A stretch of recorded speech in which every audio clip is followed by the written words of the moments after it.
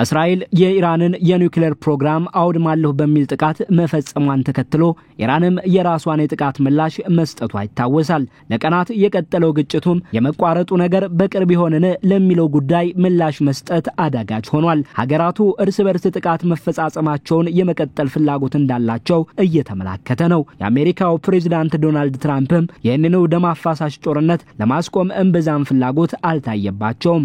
ባስ ብሎ ግጭቱ እንዲቀጥል አሊያስ እንዲቆም ይፈልጋሉ ስለሚለው ያልጠራ ምልክት ሰጥቷል። የኢራንን ሰው አልባ አውሮፕላኖችና ሚሳኤሎችን ለመጣለም የአሜሪካ ኃይሎች በማገዝ ላይ ናቸው የሚሉ ዘገባዎች አሉ። ኢራንና እስራኤል ግጭቱን በቶሎ የመቋጨት ፍላጎት እንደሌላቸው እየተስተዋለ ባለበት በዚህ ጊዜ ሀገራቱ ምን ያክል ሚሳኤሎችና ተተኳሾች በመጋዘኖቻቸው እንዳላቸው ማወቅም ቀላል ጉዳይ አይደለም። ምን ያክልስ በጦርነቱ የመቀጠል አቅም አላቸው በተግባር ካልታየ በቀር መገመት አዳጋች ነው እየተባለ ነው በተንታኞች። የአሜሪካ ኢራን የኒውክሌር ፕሮግራም ድርድር ጉዳይም የኢራን ሳይንቲስቶችን ወታደራዊ ባለስልጣናትንና ተደራዳሪን በገደለው በእስራኤል ጥቃት ሳቢያ ተስተጓጉሏል። ሆኖም የአሜሪካ ወታደራዊ ድጋፍ ባላት እስራኤልና ከመካከለኛው ምስራቅ በሺዎች ከሚቆጠሩ የባላስቲክ ሚሳኤሎች ጋር ትልቁ የሚሳኤል ፕሮግራም እንዳላት የምትገመተው ኢራን መካከል የሚደረገው ወታደራዊ ግጭት ውጤቱ ከባድ ነው የሚሆነው። ከፖለቲካ እስከ ወታደራዊ ከሰብአዊ እስከ ኢኮኖሚያዊ ተጽዕኖ በዋዛ የሚታይ አይሆንም። ዶናልድ ትራምፕ ያቀረቡትን የኒውክሌር ስምምነት ፕሮፖዛል ኢራን አለመቀበሏን ተከትሎ ትራምፕ በድርድሩ ያላቸው መተማመን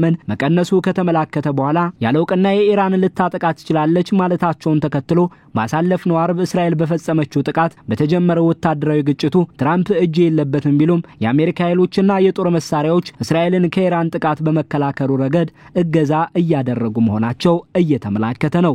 እንደ ታይም መጋዚን ዘገባ ከሆነ ፕሬዝዳንቱ በቃላቸው ደጋግመው የለሁበትም ቢሉም አሜሪካ ሜዳው ላይ ተሳትፎ የጎላ መሆኑን ተደጋጋሚ ዘገባዎች እየጠቀሱ ነው። በኢንተርናሽናል ክራይሲስ ግሩፕ የኢራን ፕሮጀክት ኃላፊው አሊ ቫይዝ በፎሬን አፌርስ ላይ እንደጻፉት አሜሪካ በቀጥታ ከኢራን ጋር መዋጋት ካልፈለገች በእስራኤል በኩል ልታደርገው ትችላለች የሚል ሐሳባቸውን አጋርተዋል። በእርግጥም የምዕራባውያኑን ማዕቀቦች አሻፈረኝ ብላ የቆየችው ቴህራን 10 የኒውክሌር ጦር መሳሪያዎቿን ለመሙላት መቃረቧ ተሰምቶ ነበር።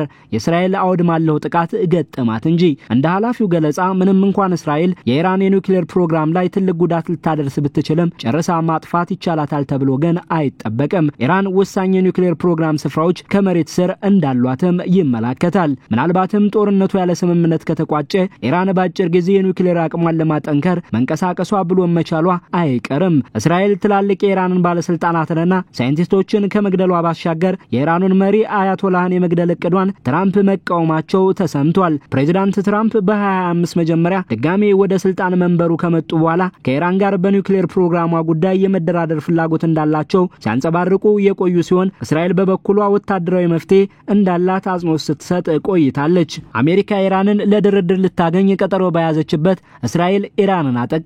ሁለቱ ሀገራት ወዳጅ እንደመሆናቸው መጠን የአሜሪካና የእስራኤል ጀርባ ምክር ቢኖር እንጂ በእንቢ አሻፈረኝ ከወዳጁ አሜሪካ ቃላት ወጣም የሚሉም አልታጡም። የሀያላኑ ህብረት የሆነው ቡድን 7 ወይም G7 አባል ሀገራትም በካናዳ በሚያደርጉት ስብሰባ የእስራኤል ኢራን ጉዳይ አንደኛው መወያያቸው ሲሆን የጀርመኑ ቻንስለር ፍሬድሪሽ መርዝ ሀገራቱ ግጭቱን ለማስቆም ባንድ መቆም ይኖርባቸዋል ብለዋል። አሜሪካ የዚህ ቡድን ዋነኛ አባል መሆኗም ይታወቃል። የኢራኑ የውጭ ጉዳይ ሚኒስትር አባስ አርጋቺ በዚህ ግጭት እጅ የለበትም የምትለው አሜሪካ እስራኤልን ለማገዟ የተጨበጠ ማስረጃ እንዳላቸው ገልጸዋል። እንደ የቴህራን የውጭ ጉዳይ ሚኒስቴር መግለጫ ጥቃቱ ያለ አሜሪካ እውቅናና ፈቃደኝነት እየተፈጸመ አይደለም። እስራኤል ለዚህ ጥቃት ለወራት እንደተዘጋጀች ዘገባዎች እየጠቆሙ ቢሆንም የአሜሪካ መንግስት ለህዝብ ጥቃቱን እቃወማለሁ በሚል እንዳላወቀ መሆንን መርጧል የሚሉም አልጠፉም። የአሜሪካ አማካሪነት አለበት ማለታቸውን ሮይተርስ የአሜሪካ ባለስልጣናትን ዋቢ አድርጎ ዘግቧል። ሆኖም ከእስራኤል በኩል የኔታንያሁ ቃል አቀባይ ኦመር ዶስትሪ መሰል መረጃዎች ውሸት ናቸው፣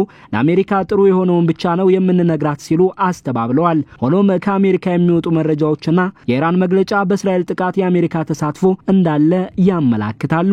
የአሜሪካ ኢራን ግንኙነት ባለሙያው ትሪታ ፓርሲ ደግሞ ለኤንፒአር እንዳሉት ትራምፕ ትልቅ ቁማር እየቆመሩ ነው፣ ኢራን በዚህ ትንበረከካለች በሚል ያሰቡት ባይሆንስ አሜሪካ ወደ ጦርነቱ ለመግባት ትገደዳለች ብለዋል። ኢራን እስራኤል ተዘጋጅታ በገባችበት ግጭቱ ምን ያክል የመመለስና የመቆየት አቅም አላት የሚለው ግልጽ ባይሆንም ቴህራን የግጭቱ ኪሳራዋን የአሜሪካ የመካከለኛው ምስራቅ ወታደራዊ መሰረተ ልማቶችን፣ የጎረቤቷ የሆርሙዝ የባህር መተላለፊያ የመርከብ መስመርን፣ ያለችበት ቀጠና የገልፍ የነዳጅ መሰረተ ልማቶችን በማጥቃት ምላሽ በመስጠት ዋሽንግተን እስራኤል ጥቃቱን እንድታቆም እንድትጫን ልታደርግ ትችላለችም እየተባለ ነው። አሜሪካ ኢራን ወታደራዊ መሰረተ ልማቶቿን እመታለሁ ለማለቷ እኔም ወደ ጦርነቱ ልመጣ እችላለሁ የማለት ምላሽን መስጠቷ ይታወሳል። የሁሉ ባለበት ገና ከተጀመረ የቀናት ዕድሜን ያስቆጠረው ጦርነቱ በዲፕሎማሲ መቋጨቱ ነገር ጥያቄ ውስጥ ገብቷል። የአሜሪካና ኢራን የኒውክሌር ድርድር ጉዳይም በእስራኤል ጥቃት ተስተጓጉሏል። ከኢራን ጋር የኒውክሌር ፕሮግራም ድርድር ፍላጎት ያላት አሜሪካን ብትሆን በዚህ ጥቃት ከእስራኤል ጀርባ አለች መባሉና